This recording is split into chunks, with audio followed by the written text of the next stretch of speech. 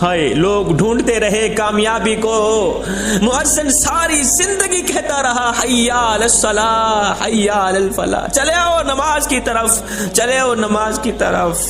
وہ ایک فقیر تھا، اللہ والا تھا، درویش تھا، متقی پرہیزگار تھا، اللہ کا نیک بندہ تھا۔ اس نے کسی جنازے میں شرکت کی، جنازہ پڑھنے کے بعد میت کو دفنایا۔ میت کو دفنانے کے بعد ساتھ میں کافی لوگ کھڑے ہوئے تھے، ان لوگوں میں سے ایک نوجوان کھڑا ہوا تھا۔ اس بابا جی نے نوجوان سے پوچھا، نوجوان ایک بات تو بتا۔ جی کون سی بات؟ کہا مثال کے طور پر یہی شخص جو ابھی مرا ہے، جس کو ہم نے ابھی دفنایا ہے، اگر یہ شخص دوبارہ دنیا میں آ بھی جائے تو اب یہ کیا کرنا پسند کرے گا؟ جس کا ہم نے ابھی جنازہ پڑھا ہے، جس کو ہم نے ابھی دفنایا ہے، فاتحہ پڑھ رہے ہیں اوپر سے، اگر یہ شخص دوبارہ دنیا میں پلٹ کر آ بھی جائے، اللہ تعالیٰ اسے زندہ کر دے، تو سب سے پہلے یہ کیا کرنا پسند کرے گا؟ اس نوجوان نے کہا حضرت اگر یہ دوبارہ دنیا میں پلٹ کر آ بھی جائے تو اب یہ قرآن پڑھنا پسند کرے گا، اب یہ نماز پڑھنا پسند کرے گا، اب یہ تہجد پڑھنا پسند کرے گا، اب یہ سجدوں پہ سجدے کرنا پسند کرے گا۔ یہ سن کر بابا جی کی چیخ نکل گئی۔ بابا جی رو کر کہنے لگے بیٹے مرنے والا تو یہ کام نہیں کر سکا، تم ضرور کر لینا۔ مرنے والا تو قرآن نہیں پڑھ سکا، تم ضرور پڑھ لینا۔ مرنے والا تو نماز نہیں پڑھ سکا، تم ضرور پڑھ لینا۔ مرنے والا تو تہجد نہیں پڑھ سکا، تم ضرور پڑھ لینا۔ آج مسجدیں تمہارا انتظار کر رہی ہیں، مسجدوں میں پڑی چٹائیاں تمہاری منتظر ہیں۔ اے نوجوان تو نماز کیوں نہیں پڑھتا؟ کیا وجہ ہے؟ کیا تکلیف ہے؟ کیا اللہ نے تجھے چلنے کے لیے پاؤں نہیں دیے جو چل کر تو نماز نہیں پڑھتا؟ میرے آقا علیہ الصلوۃ والسلام سے پوچھا گیا حضور ہمیں کیسے پتہ چلے گا کہ ہماری آج کی نماز پڑھی قبول ہوئی ہے یا نہیں؟ ہم نے یہ جو فجر کی نماز پڑھی، ہم نے یہ جو ظہر کی نماز پڑھی، عصر مغرب عشاء کی نماز پڑھی ہے، آقا ہمیں کیسے پتہ چلے گا کہ ہماری نماز قبول ہوئی بھی ہے یا نہیں ہوئی؟ میرے کریم نبی نے فرمایا صحابی جب اگلی نماز پڑھنے کا دل کرے تو پکا یقین کر لینا پچھلی نماز قبول ہو ہی گئی۔ فجر پڑھی ہے، جب ظہر نصیب ہو جائے پکا یقین کر لینا فجر کی نماز قبول ہو گئی۔ کافی لوگ کہتے ہیں شاہ جی ہم آپ کی بڑی عزت کرتے ہیں اور کرتے رہیں گے، مگر آپ نماز کا جتنا کہہ لیں ہم لوگ نماز نہیں پڑھیں گے۔ میں نے کہا تو کون ہے نہ پڑھنے والا؟ وہ تجھے بلاتا ہی نہیں، وہ تجھے توفیق سجدہ دیتا ہی نہیں، وہ تجھے توفیق سجدہ دیتا ہی نہیں۔ وہ ایک سردار تھا اور ایک غلام تھا۔ جو سردار تھا وہ بے نمازی تھا، جو غلام تھا وہ پانچوں وقت کا نمازی تھا، پانچوں وقت کا نمازی۔ ایک دن یہ دونوں کہیں جا رہے تھے، اذان کی آواز ہونے لگی۔ اذان کی آواز سن کر، رب کا بلاوا سن کر نمازی غلام نے کہا سردار جی آپ یہاں ٹھہریے، میں ذرا اللہ کے حضور سجدہ کر کے ہوں، مالک کو سجدہ کر کے وہ نماز پڑھ۔ مالک کا بلاوا آ گیا، آپ یہاں ٹھہریے ابھی جاتا ہوں ابھی آتا ہوں۔ بے نمازی جو سردار تھا وہ وہیں بیٹھ گیا۔ اب یہ غلام گیا مسجد میں، اس نے وضو کیا، وضو کرنے کے بعد مسجد میں گیا، اچھے انداز سے اچھے طریقے سے اس نے نماز ادا کی، مالک کو سجدہ کیا، مالک کا شکریہ ادا کیا۔ اس کے بعد اس نے قرآن مجید کھولا، پڑھنے بیٹھ گئے، قرآن مجید پڑھنے بیٹھ گئے۔ اب سارے نمازی نماز پڑھ کے واپسی گھر کو جا رہے تھے۔ اب وہ بے نمازی سردار بیٹھا ان سب لوگوں کو دیکھ رہا تھا کہ میرا غلام کہاں گیا، سارے نمازی نماز پڑھ کے واپس جا رہے ہیں، غلام کہاں مر گیا۔ جب یہ بیٹھا بیٹھا تھکا تو یہ اٹھ پڑا، اس نے مسجد کی دہلیز پر قدم رکھا۔ اس بے نمازی سردار نے جہاں جوتے پڑے ہوئے ہوتے ہیں، مسجد میں جہاں جوتے پڑے ہوئے ہوتے ہیں وہاں کھڑے ہو کر اس بے نمازی سردار نے آواز دی، او غلام کہاں مر گیا ہے تم؟ سارے نمازی نماز پڑھ کے واپسی کو جا رہے ہیں اور تو ابھی اندر مرا بیٹھا ہے، کہاں مر گیا؟ جلدی باہر نکل، کہاں مر گیا؟ جلدی باہر نکل، ہم نے آگے کافی سفر کرنا ہے۔ او غلام کہاں مر گیا ہے؟ کہاں چلا گیا ہے؟ کہاں بیٹھ گیا ہے؟ ابھی تک تیری نماز ختم نہیں ہوئی ہے۔ جب اس غلام نے مالک کی آواز سنی، مالک کو جوتے والی جگہ پہ کھڑے دیکھا تو اس نے قرآن مجید بند کیا۔ بند کرتے ہوئے اس نے کہا سردار جی میں کیا کروں، جو خدا تجھے مسجد کے اندر نہیں آنے دیتا وہی خدا مجھے مسجد سے باہر نہیں جانے دیتا۔ تجھے جوتوں والی جگہ کھڑا کر کے بلوا رہا ہے، جو تجھے مسجد کے اندر نہیں آنے دیتا وہ خدا مجھے مسجد کے باہر نہیں جانے دیتا۔ اے بندے اللہ جب ناراض ہوتا ہے روٹی بند نہیں کرتا، اللہ جب ناراض ہوتا ہے رزق بند نہیں کرتا، اللہ جب ناراض ہوتا ہے سورج کو حکم نہیں دیتا فلاں شخص میرا نافرمان ہے، تیری کرنیں اس کے آنگن میں نہیں جانی چاہیے۔ نہ بندے نہ، اللہ جب ناراض ہوتا ہے تو سجدوں کی توفیق چھین لیتا ہے، اللہ جب ناراض ہوتا ہے تو من اجڑ جاتا ہے۔ اس سید کو اتنا تو بتا دو جس بندے کا من بھی اجڑ جائے اس کے پلے رہتا ہے کیا؟ کافی لوگ آتے ہیں نا، کہتے ہیں شادی ہمیں کوئی تعویذ دو، اولاد نماز نہیں پڑھتی. چلو ہماری تو اوکھی سوکھی گزر گئی، ہم تو نماز نہیں پڑھتے، ہماری اولاد تو نماز پڑھے. میں نے کہا بابا جی جب تم لوگ نماز نہیں پڑھتے تمہاری اولاد نماز کیوں پڑھے؟ اور جب تم خود بے نمازی اولاد کو کہتے ہو نماز پڑھو. بابا جی مجھ سے آ گیا ہے تعویذ مانگنے کے لیے، جو تعویذ تجھے رسول اللہ نے دیا تھا وہ کون سا پڑھتا ہے؟ فرمایا تھا جب بیٹا 7 سال کا ہو جائے تو اس کی انگل پکڑ کے مسجد تک لے جانا، مسجد میں لے جانا، اور جب 10 سال کا ہو جائے تو مار کے نماز پڑھوانا. تم نے وہ تعویذ کون سا پڑھتا ہے؟ اب اولاد ہو گئی ہے جوان، خود ہو بے نمازی، خود کبھی نماز کے قریب نہیں گئے. اولاد ہو گئی ہے جوان، اب تم کہتے ہو نماز پڑھو، خود بے نمازی ہو، خود کبھی پڑھی نہیں، اولاد کو کہتے ہو نماز پڑھو، آگے وہ بھی کہتی ہے جا جا تو بڑا حاجی نمازی ہے، سانو کہندا ہے نماز پڑھ. تو جو رسول اللہ نے تمہیں تعویذ دیا تھا کہ ننھے سے بیٹے کی انگل پکڑ کر مسجد میں لے جانا، شروع سے ہی بچے میں نماز کی عادت ڈالنا، اگر وہ والا تعویذ اپناتے، وہ والا تعویذ برتاتے تو آج یہ نوبت نہ آتی. اللہ کا ایک نیک بندہ تھا، اس کا گزر ایک خوبصورت بستی سے ہوا، خوبصورت شہر سے ہوا.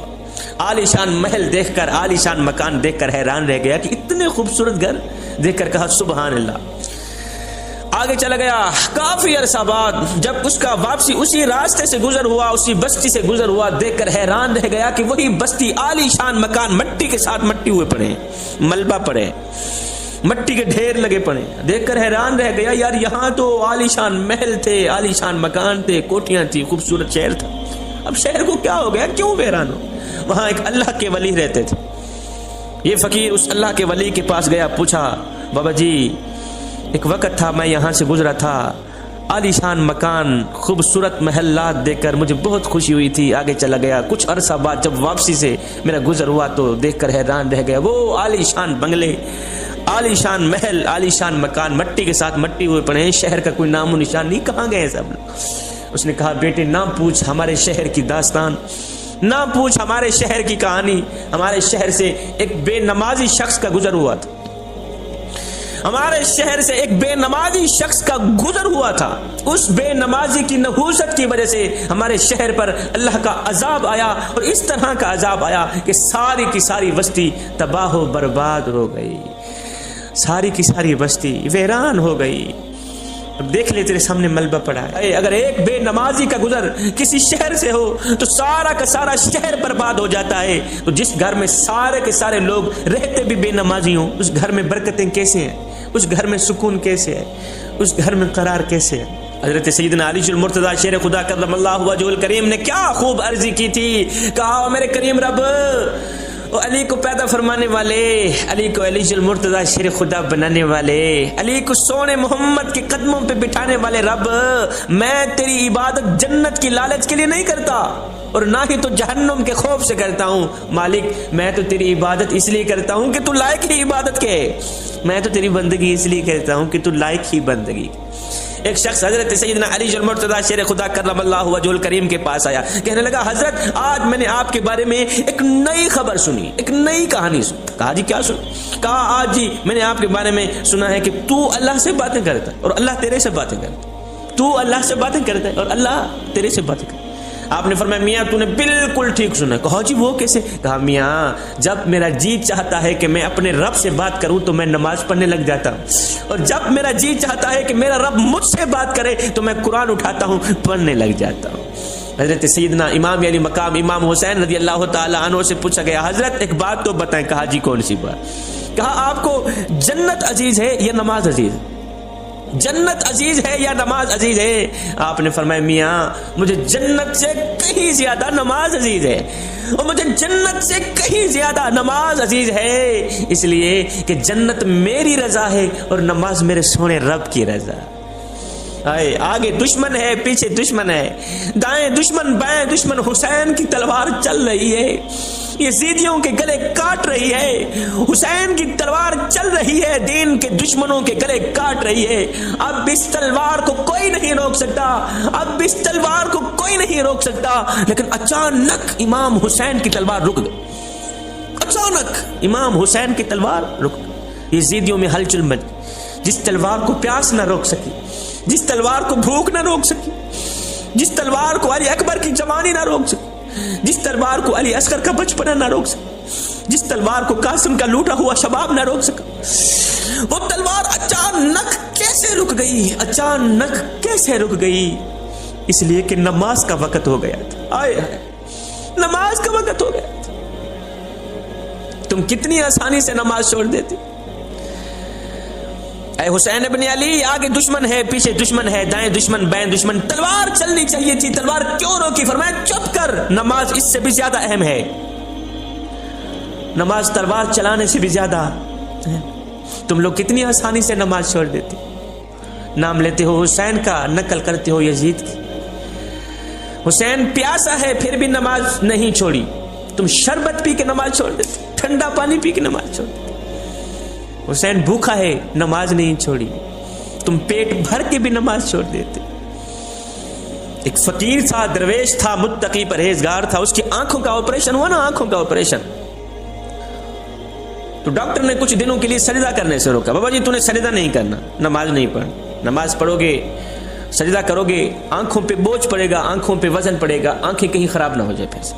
بابا جی تو نے سجدہ نہیں کرنا۔ بابا جی ہسپتال سے گھر آیا، گھر آتے ہی اس نے کیا کیا؟ کھانا پینا چھوڑ دیا۔ ایک دن گزرا، 2 دن، تیسرے دن گھر والے بول ہی پڑے، او بابا جی ڈاکٹر نے تو آپ کو سجدہ کرنے سے روکا تھا، ڈاکٹر نے تو آپ کو نماز پڑھنے سے روکا تھا، کھانا کھانے سے تو نہیں روکا تھا۔ بابا جی ڈاکٹر نے تو آپ کو سجدہ کرنے سے روکا تھا اور کھانا کھانے سے تو نہیں روکا تھا، کھانا کیوں نہیں کھاتے؟ آئے یہ سن کر بابا جی کی چیخ نکل گئی۔ بابا جی رو کر کہنے لگے، بیٹے میں کیا کروں، جس مالک کو سجدہ نہ کر سکوں اس کا رزق کھاتے ہوئے مجھے شرم آتی ہے۔ بیٹا جس مالک کو سجدہ بھی نہیں کر سکتا اس کا دیا رزق کیوں کھاؤں؟ امام غزالی نے کیا خوب فرمایا تھا، فرمایا جب تو مالک کو سجدہ نہیں کرتا پھر اس کا دیا رزق کیوں کھاتا ہے؟ جب تو نماز نہیں پڑھ پھر مالک کا دیا رزق کیوں کھاتے؟ پھر مالک کا رزق کھاتے ہوئے تجھے شرم نہیں آتی؟ او نادان، پھر تجھ سے بہتر تو وہی کمیاروں کا کھوتا نکلا، تجھ سے بہتر تو وہی کمیاروں کا گدھا نکلا۔ اگر مالک کھوتے کو چارہ نہ ڈالے تو کھوتا پورا دن باہر سے چر کر آتا ہے، شام کو نوکری مالک کی کرتا ہے، پورا دن باہر سے، سارا دن باہر سے چل کر آتا ہے، شام کو نوکری مالک کی کرتا ہے، کسی اور کی نہیں کرتا۔ اور میں کتنا نادان ہے تو، یہ کھاتا بھی مالک کا ہے، نافرمانی بھی مالک ہی کرتا ہے۔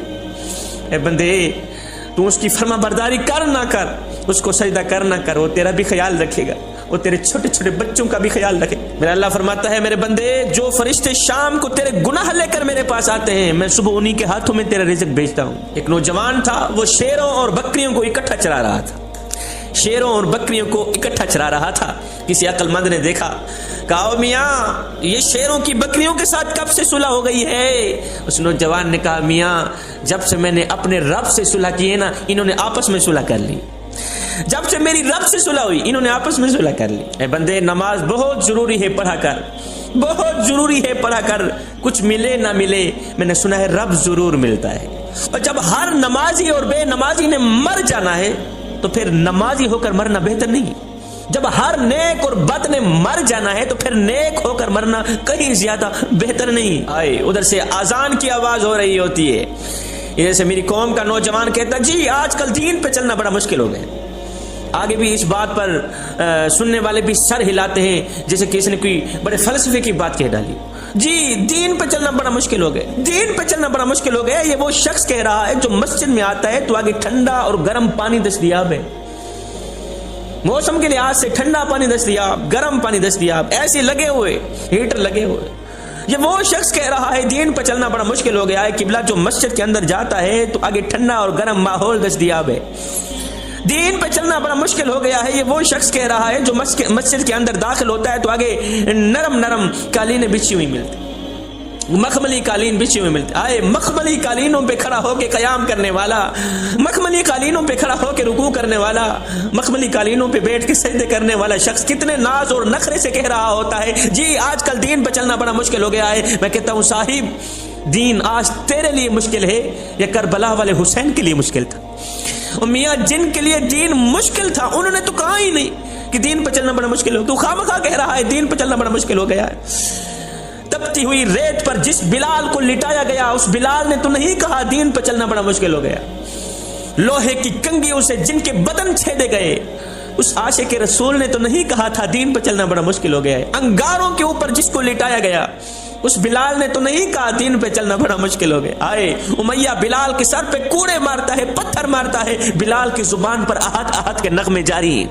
امیہ بلال کے اوپر پتھروں کی بارش برسا رہا ہے, کوڑے برسا رہا ہے. بلال نیچے سے مسکرا رہا ہے. ایک شخص وہاں سے گزرا, اس نے بلال کا یہ تماشا دیکھا تو پوچھ ہی لیا, بلال تیری بھی عجیب کہانی ہے, اور مالک تجھے مارتا ہے, تو آگے سے مسکراتا ہے, وجہ کیا ہے؟ بلال نے کہا میرا حال پوچھنے والے, تم بازار میں جاؤ نا مٹی کا پیالہ خریدنے کے لیے تو اسے بھی ٹھونک ٹھونک کے چیک کرتے ہو کہیں یہ کچا تو نہیں. پیسے دینے ہیں, پیالہ لینا ہے, ٹھونک ٹھونک کے چیک کرتے ہو کہیں یہ کچا تو نہیں ہے, اس کی آواز تو ٹھیک ہے. فرمایا مظلوم کا حال پوچھنے والے, اور بلال کا حال پوچھنے والوں, تم بازار میں مٹی کا پیالہ خریدنے جاؤ تو اسے بھی ٹھونک ٹھونک کے چیک کرتے ہو کہیں یہ کچا تو نہیں ہے, اس کی آواز تو ٹھیک ہے. فرمایا آج میرا مالک بلال کو خرید رہا ہے اور دیکھ رہا ہے بلال کہیں کچا تو نہیں ہے. میں کہتا ہوں میرے مالک بلال کو خرید لے, کھال اتر جائے گی, حق حق کی آواز ختم نہیں ہوگی.